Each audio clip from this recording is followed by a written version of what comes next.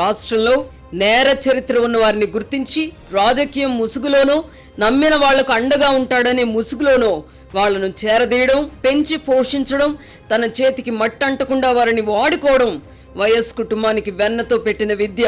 అధికారం కోల్పోయినప్పుడు శాంతి భద్రతల సమస్యలు సృష్టిస్తారు, కులాల మధ్య కుంపట్లు రగిలిస్తారు. రాజశేఖర రెడ్డికి అధికారం అందే వరకు కాంగ్రెస్ పార్టీ అగ్రనాయకులు కూడా ఈ కుటుంబం కుతంత్రాలను తట్టుకోలేకపోయారు. ఇప్పుడు జగన్మోహన్ రెడ్డి అధికారాన్ని కోల్పోయారు. ఎటువంటి కుతంత్రాలకు తెరలేపుతారో చూడాలి. అధికారంలో ఉన్నప్పుడు డాక్టర్ సుధాకర్ను మానసికంగా వేధించి ఆత్మహత్య చేసుకునే వరకు వేటాడారు. డ్రైవర్ సుబ్రహ్మణ్యంను హత్య చేసి డోర్ డెలివరీ చేశారు. వరప్రసాద్కు శిరోముండనం చేశారు. వీరంతా కూడా దళితులే. డ్రైవర్ సుబ్రహ్మణ్యంను హత్య చేసినట్టు ఆరోపణలు ఎదుర్కొంటున్న ఎమ్మెల్సీ అనంతబాబును జగన్మోహన్ రెడ్డి దూరం పెట్టకపోవడం గమనార్హం. తెనాలిలో నేర నేపథ్యం ఉన్న వారిని పోలీసులు బహిరంగంగా శిక్షించడంపై గుండెలు బాదుకుంటున్న జగన్మోహన్ రెడ్డి డాక్టర్ సుధాకర్కు ఏ నేర నేపథ్యం ఉందో చెబుతారా? డ్రైవర్ సుబ్రహ్మణ్యం చేసిన పాపం ఏమిటి? వారు కూడా దళితులే కదా అని అప్పుడెందుకు అనిపించలేదు? జగన్ తెనాలి పర్యటన వల్ల తటస్థ ఓటర్లలో తన పట్ల వ్యతిరేకత ఏర్పడే అవకాశం ఉందని జగన్కు తెలియదని అనుకోగలమా? ఓటు బ్యాంకును భద్రపరుచుకునే పనిలోనే ఇలాంటి ఎత్తుగడలకు ఆయన పాల్పడుతూ ఉంటారు. జగన్ పాలనలో ఎంతో మంది దళితులపై దాడులు జరిగాయి. అయినా మెజారిటీ దళితులు, క్రైస్తవులు ఆయన వెంట ఎందుకు నిలబడ్డారు అంటే జగన్ ఆడుతున్న జగన్ నాటకం వల్లనే. తెనాలిలో రౌడీ షీటర్లకు మద్దతుగా అధిక శాతం దళితులు నిలబడ్డారు.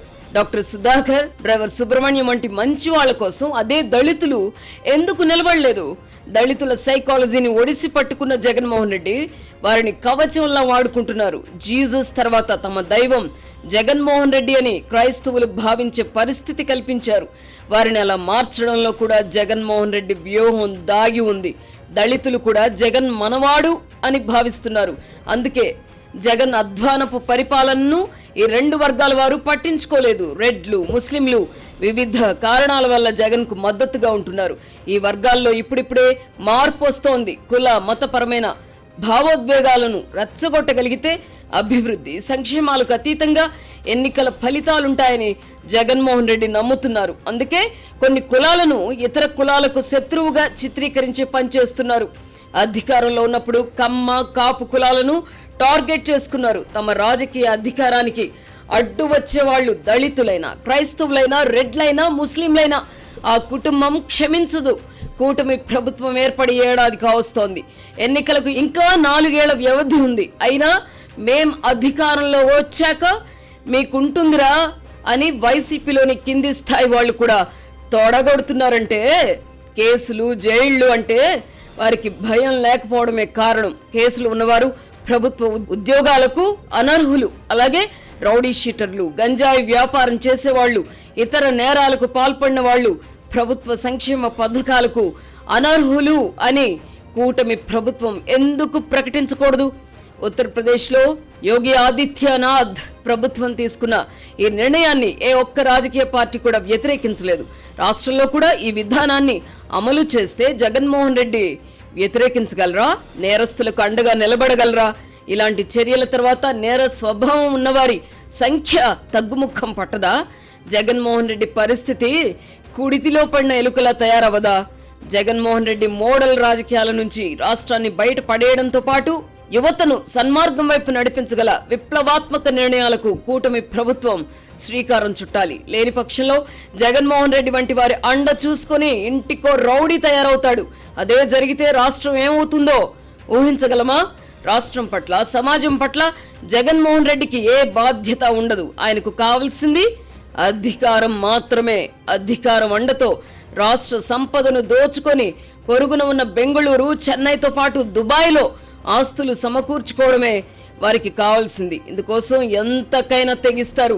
కేసులలో ఇరుక్కుంటే తమ పిల్లలకు ప్రభుత్వ ఉద్యోగాలు లభించవు, ప్రభుత్వ సంక్షేమ పథకాలు అందవు అన్న భయం కల్పించగలిగితే అందరూ దారిలోకి వస్తారు. రాష్ట్రంలో ఇప్పుడున్న పరిస్థితుల్లో తెలుగుదేశం, వైసీపీలకు 40% ఓట్లున్నాయి. 2019కి పూర్వం చంద్రబాబు ప్రభుత్వంపై ఎంతగా విష ప్రచారం చేసినా, ఎన్ని కులాలను దూరం చేసినా తెలుగుదేశం పార్టీకి 40% ఓట్లు వచ్చాయి. జగన్మోహన్ రెడ్డి పాలన ఎంత అరాచకంగా సాగినా 2024లో ఆయనకు కూడా 40% ఓట్లు వచ్చాయి. ఈ నేపథ్యంలో కూటమిలో మనస్పర్ధలు సృష్టించే ప్రయత్నాలను కూడా జగన్మోహన్ రెడ్డి చేస్తున్నారు. జగన్ మళ్ళీ అధికారంలోకి వస్తే పరిస్థితులు ఎంత దారుణంగా ఉంటాయో తెలుసుకొనికే ఎవరు ఎన్ని కుట్రలకు పాల్పడినా కూటమి భాగస్వామ్య పక్షాలు అపోహలకు తావు లేకుండా జాగరూకతతో వ్యవహరిస్తున్నాయి. ఈ నేపథ్యంలో చంద్రబాబు, పవన్ కళ్యాణ్ను అభినందించాలి. కింది స్థాయిలో కూటమి కార్యకర్తల మధ్య విభేదాలున్న మాట వాస్తవం. అయితే అవి రాష్ట్ర స్థాయిలో లేకపోవడం శుభ పరిణామం. మళ్ళీ అధికారంలోకి వస్తే తన పరిపాలన ఎలా ఉంటుందో జగన్మోహన్ రెడ్డి చెబుతూనే ఉన్నారు. దీంతో సామాన్య ప్రజలతో పాటు కూటమి నాయకులు కూడా వణికిపోతున్నారు. వయసులో ఉన్నప్పుడు తెలుసో తెలియకో తప్పులు చేస్తారని జగన్మోహన్ రెడ్డి చెప్పడం ఆయన నైజానికి నిదర్శనం. తన పిల్లలు కూడా చిన్న వయసులోనే ఉన్నారు. అలాని వారు తప్పు చేస్తే జగన్మోహన్ రెడ్డి సహిస్తారా? దళితుల అవసరం తనకు ఉంది కనుక వారు మాత్రమే నేరాలు చేయాలి, శాశ్వతంగా తనపై ఆధారపడాలి అని జగన్ రెడ్డి కోరుకుంటున్నారు. జగన్మోహన్ రెడ్డి రాజకీయాన్ని విఘ్నత ఉన్న వాళ్ళు సమర్థించరు. అందుకే రాష్ట్రంలో కుల మతోన్మాదుల సంఖ్య పెరగాలని ఆయన కోరుకుంటున్నారు. ఇందుకోసం ఏం చేయడానికైనా ఎంతకైనా తెగిస్తారు. గత ఎన్నికల్లో కూటమికి వైసీపీకి మధ్య ఓట్ల తేడా 16% ఉండింది. కూటమి అధికారంలో ఉన్నందున ఈ తేడా క్రమంగా తగ్గే అవకాశం ఉంది. జగన్మోహన్ రెడ్డి నమ్మకం కూడా అదే. 7-8% ఓట్లు పెంచుకోగలిగితే 2029లో అధికారం తమదేనని వైసీపీ నాయకులు ధీమాగా ఉన్నారు. ఉమ్మడి రాష్ట్రంలో ఆ తర్వాత కూడా పులివెందుల రాజకీయాల వల్ల పలుమార్లు శాంతి భద్రతలకు విఘాతం కలిగింది. అందుకు కారణం ఎవరు అని తెలుసుకునే తీరిక, ఓపిక ప్రజలకు ఉండవు. అధికారంలో ఉన్నవారినే నిందిస్తారు. ఇప్పుడు మళ్ళీ రాష్ట్రంలో శాంతి భద్రతలకు భంగం కలిగించే కుట్రలకు తెరలేపే అవకాశం లేకపోలేదు. కుల విద్వేషాలను రగిలించడం వల్ల రాష్ట్రం వల్లకాడవుతుంది. అయినా రాష్ట్రం గురించి, పిల్లల భవిష్యత్తు గురించి ఆలోచించలేని స్థితికి ప్రజలను తీసుకువెళ్లడమే పులివెందుల మోడల్. జగన్ హయాంలో లిక్కర్ అమ్మకాల్లో ఎంత గోల్మాల్ జరిగిందో అందులో భాగస్వాములైన వారికే కాకుండా ప్రజలందరికీ తెలుసు. ఇప్పుడు ఈ కేసులో సిట్ అధికారులు పలువురిని జైలుకు పంపారు. అయినా జగన్కు వ్యతిరేకంగా స్టేట్మెంట్ ఇవ్వడానికి ఎవరికి వారు భయపడుతున్నారు. ముఖ్యమంత్రిగా పనిచేసిన వ్యక్తి నుంచి ప్రాణహాని ఉంటుందని నిందితులు భయపడ్డం ఎక్కడైనా విన్నామా, కన్నామా? That is Jagan Reddy. హత్యలు చేయించడం, ఆ హత్యలు చేసిన వారిని ఆ తర్వాత తుదముట్టించడంలో ఆ కుటుంబం ఆరితేరింది.